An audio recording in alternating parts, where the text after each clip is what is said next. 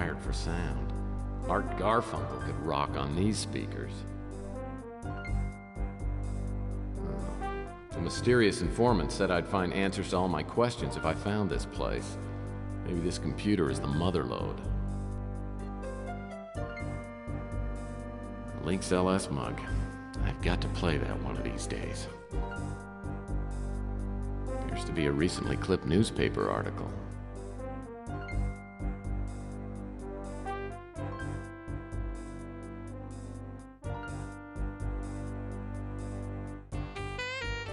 Larry's pass card.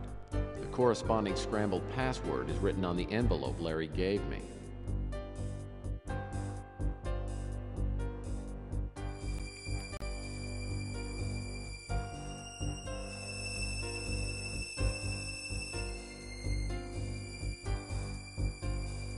Carl told Larry not to read this message unless something happened to him. There must be some sort of secret message contained in this note.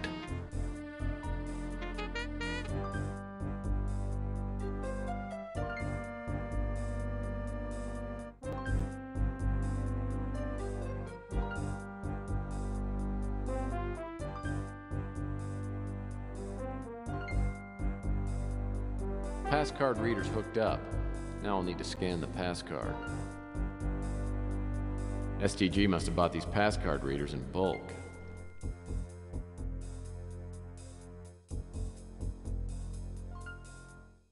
To Larry, or whoever's watching this, I'll have to assume that my first plan has failed, and I'm probably dead. The purpose of this message is a warning, and afterwards my computer will reformat, so listen up. I've enjoyed a long friendship with J. St. Gideon. We founded Gideon Enterprises together years ago, and I believe that he is a good man and has honorable intentions, regardless of how I may disagree with his philosophy. For years, he has worked on a program called Overlord, a worldwide surveillance system which would allow him ultimately to control key political figures, thereby speeding up the world peace process. This was all made possible about a year ago. A breakthrough in nanotechnology allowed us to create microscopic devices that, once implanted inside someone, would allow us to control the physiological reactions, the chemical reactions, make the person a slave to positive response. And in this way was born the STG project, sort of a Pavlovian remote control program. We recruited 7 other scientists and put them on different phases of the project so none of them would know what the entire project was about. We gave them pass cards which would allow them to transmit data to a central Overlord computer. I found out shortly thereafter that John Klaus, one of the scientists, was intending to sell out the project to the Law and Order Party. When I went to Gideon with my fears, he disregarded them. Either he knew something that I didn't, or he was simply too obsessed to listen to reason. Regardless, I took it upon myself to implement a fail-safe program into Overlord, which I called Stalemate. Now, in order to activate this Stalemate fail-safe program in the Overlord system, all 8 STG pass cards are required. I made a plan to track down the other 7 pass cards. I started with Carl Linsky's home once I'd learned that he'd committed suicide, but I was unable to find the card. The thought crossed my mind that since Carl Linsky and John Klaus were friends, that possibly Linsky staged his own death and is working with Law and Order and John Klaus. But I can't substantiate that. At this point, I'm not sure who I can trust, outside of Larry Hammond and J. St. Gideon, though I'm not sure how much J. St. Gideon will listen to me at this point. Regardless, Gideon's program, Overlord, must be deactivated. If not by me, then by whoever's watching this message. I knew it! You knew what? Oh, Sylvia was behind the whole thing. Oh, it all fits together now. Of course, Linsky staged his own suicide. Okay, you got yourself an interesting theory now. Play with it. Well, okay. Linsky worked at the clinic, right? And, well, there's a lot of patients there, and, you know, maybe one was in a coma or terminally ill, and Linsky finds one that is about his same size, maybe even looks like him. And I think that's where Linsky probably gets the idea. So he dresses the patient in his clothes. He, plants the wallet, the keys, and the suicide note on him. They, dump the body in the bay, and it's recovered, and who identifies it? Sylvia. Please, we're finished, please. Well, did I get it? Did I figure it out? Maybe. Okay. Maybe so. So, well, then why don't you tell me the rest? Actually, I'm fascinated by your story. Why don't you tell me what you do next? If it were me, I would probably go to the Law and Order Party headquarters. That's exactly where I went, because now I had Robert Knott's pass card. This time, there was no sign of our friendly night watchman, though I figured he was around somewhere. I doubted the coffee trick would work again, so I had to figure out another plan.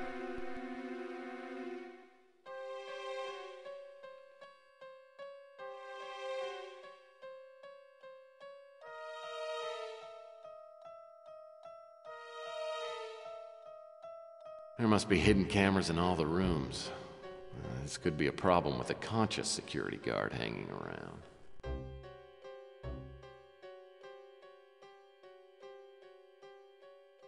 These double doors lead into a large room, maybe a reception area.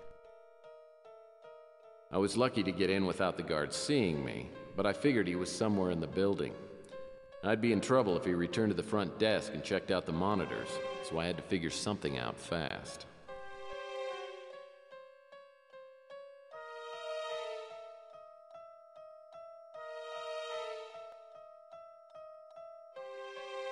This security camera could be a potential health risk. I'm extremely photosensitive. No lack of entry space. Place must get a lot of traffic.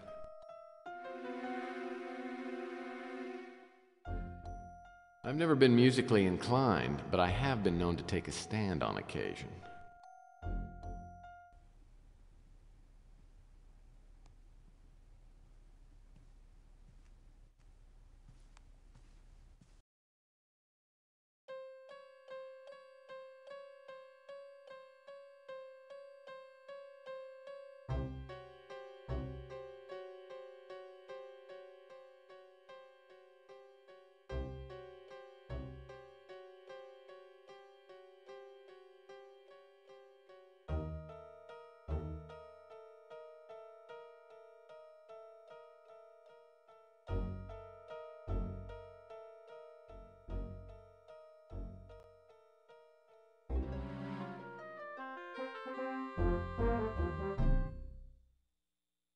Pretty smart. You saw that on Mission Impossible, didn't you? Oh? Did they use that trick too? Why, I had no idea. Did you have any problems setting up the photo? Are you kidding? What do you think I am, an idiot? I've never been musically inclined, but I have been known to take a stand on occasion. The birthplace of the Law and Order Party. The stinking backwaters of Hatfield-McCoy country. Furniture in here looks like it was set up for a bridge tournament. One of those banners shows that cute little sun from the Raisin Bran box. Maybe I've stumbled onto a conspiracy. This pleasant ensemble makes me feel right at home. Auntie M! Auntie M! A luxurious patois. I wonder if this tree could have bugs.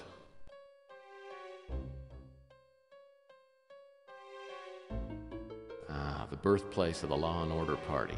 The stinking backwaters of Hatfield-McCoy country. I bet a few fat cats have rubbed their bellies on this thing. Quality plastic place settings. Only the best for Law and Order Party boosters.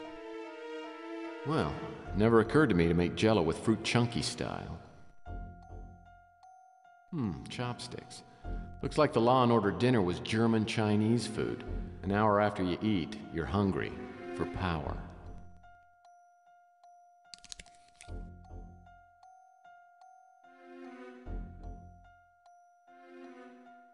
I wonder what the Law and Order Party platform says about hobbits.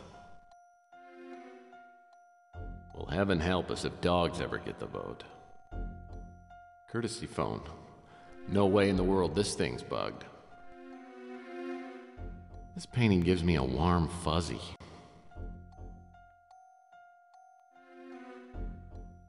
The Law and Order Party beach towel. They're tough on crime, downy soft on you. I'll bet there's some interesting secrets behind this door. I don't see any visible way to open this door. Odd. The ozonator seems to have a good-sized hole in it.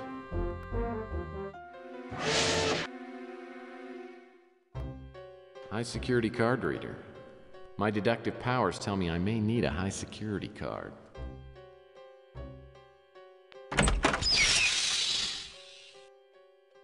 This must be John Klaus's little shop of horrors.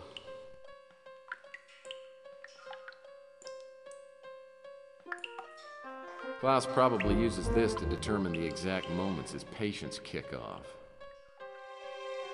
The syringe from hell.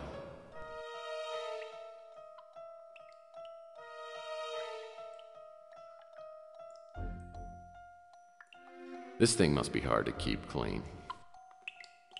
Nothing here. It sure is a popular model. I see it everywhere.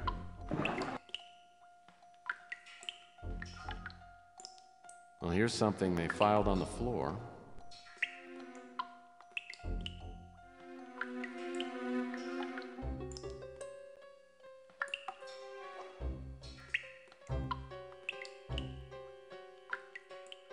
Chances are probably about 0 that I'll get into Klaus's computer.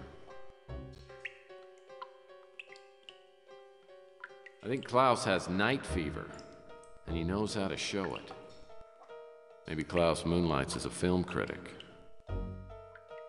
Something tells me I may not want to look at this photo. Not Gideon, too. This time, Sylvia has a lot of explaining to do.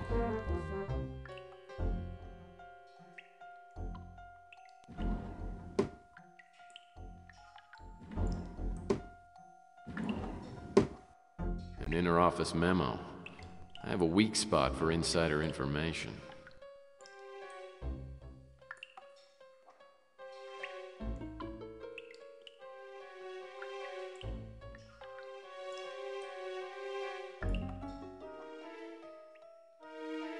Implant procedures. Question is, if they just want to kill people, why did they go through all the trouble of the implants? What's the real purpose behind using them? Slaughterhouses must require good ventilation. I don't like to think what Klaus would be doing with a barrel of acid. Carl Linsky's name is on the printout. That explains Linsky's surgery, and it may also explain his suicide. I'm surprised this thing doesn't have a stretching mechanism on it. Klaus stands on this, he might be able to look people right in the eye. I guess Klaus has drawn a little blood in here. Lovely. Klaus probably uses this to determine the exact moments his patients kick off. I'll pass on the sandwich, but a super squishy sounds pretty darn good. It's something with John Klaus's name on it. Could be informative.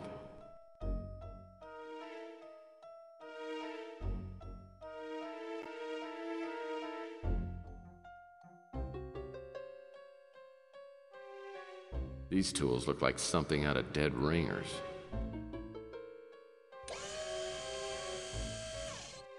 A cat picture. Interesting. Klaus doesn't strike me as an animal lover.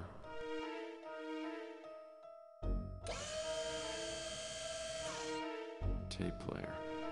I'm not so sure I want to hear what's on this. No! No! No! No! No! No! No! No!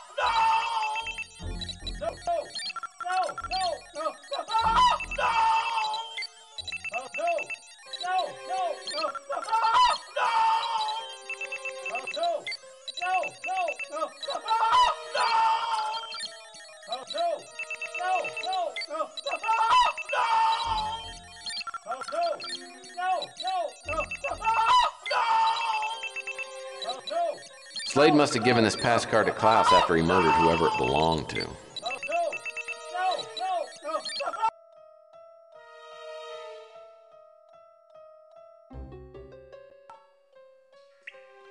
I may be one of the few people to go back through that door outside of a body bag.